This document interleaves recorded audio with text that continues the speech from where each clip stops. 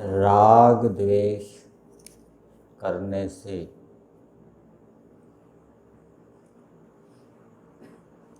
मन बुद्धि आदि का जो गोलक मस्तिष्क है उसके ऊपर प्रभाव पड़ता है।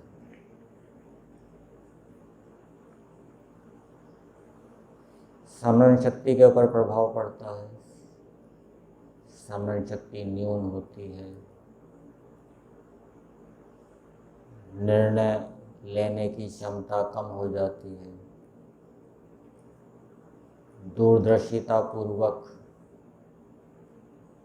गंभीरता पूर्वक राग द्वेष के कारण व्यक्ति निर्णय नहीं ले पाता और गलत निर्णय लेने के कारण, अनुचित निर्णयों के कारण उसे अनेक प्रकार की हानि दुखों को उठाना पड़ता है। और ये जो राग द्वेष आदि क्लेश हैं, ये ईश्वर प्रदत्त ज्ञान रूपी अग्नि से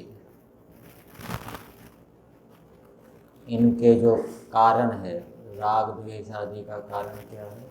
अविद्या। वो ईश्वर प्रदत्त ज्ञान रूपी अग्नि से दग्ध की जाती है, जलाई जाती है।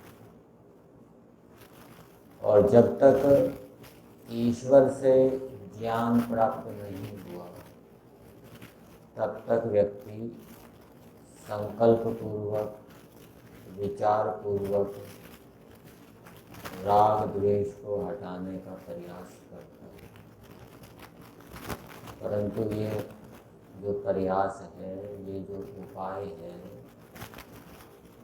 ये राग द्वेष रूपी रोग को जड़ से नहीं उखाड़ता। राग द्वेष रूपी रोग को जड़ से उखाड़ने के लिए ईश्वर की ज्ञान रूपी अग्नि की आवश्यकता है, जिसको हम तत्व ज्ञान कहते हैं। व्यक्ति क्या विचार करता है?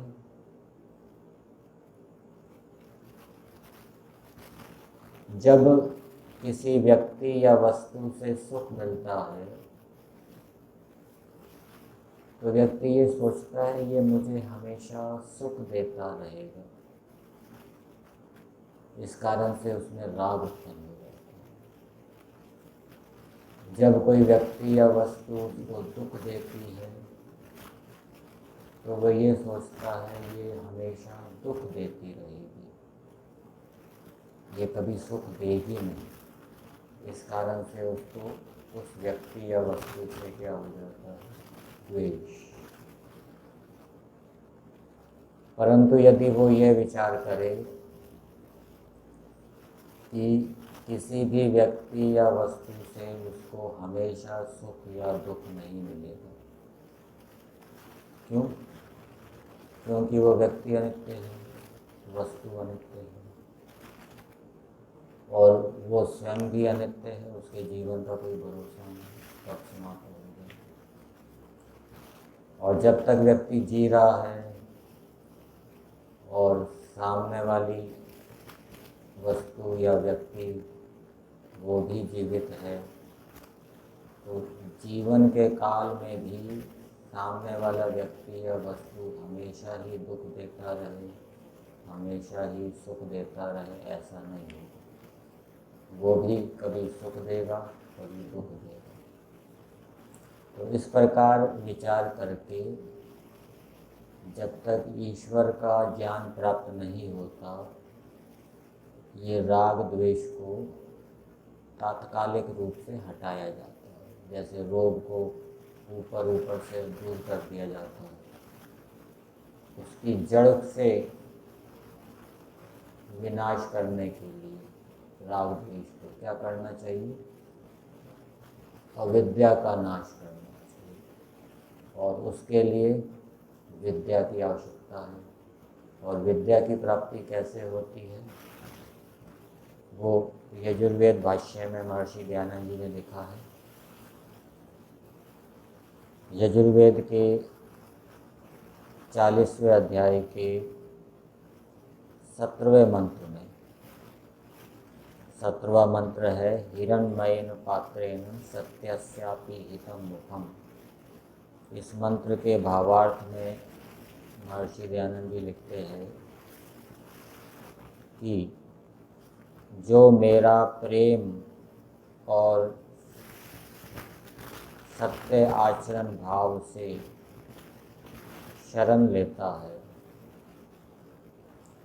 उसकी अंतर्यामी रूप से मैं अविद्या का विनाश, उसके आत्मा को प्रकाशित करके शुभ गुण कर्म स्वभाव वाला कर सत्य स्वरूप का आवरण स्थिर कर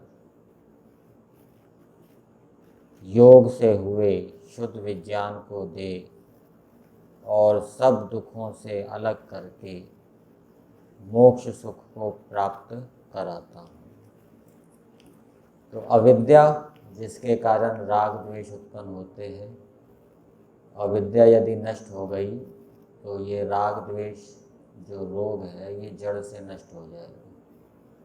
तो अविद्या को दूर करने के लिए क्या बताया कि मनुष्य को प्रेम पूर्वक ईश्वर की आज्ञा का पालन करना चाहिए, सत्य का आचरण करना चाहिए। तो जब व्यक्ति नियमित रूप से प्रेम पूर्वक सत्य का आचरण करेगा तो उससे उसकी आत्मा के ऊपर जो अविद्या का आवरण है वो परमेश्वर ज्ञान रूपी अग्नि से या विद्या रूपी अग्नि से उस आवरण को नष्ट कर देंगे।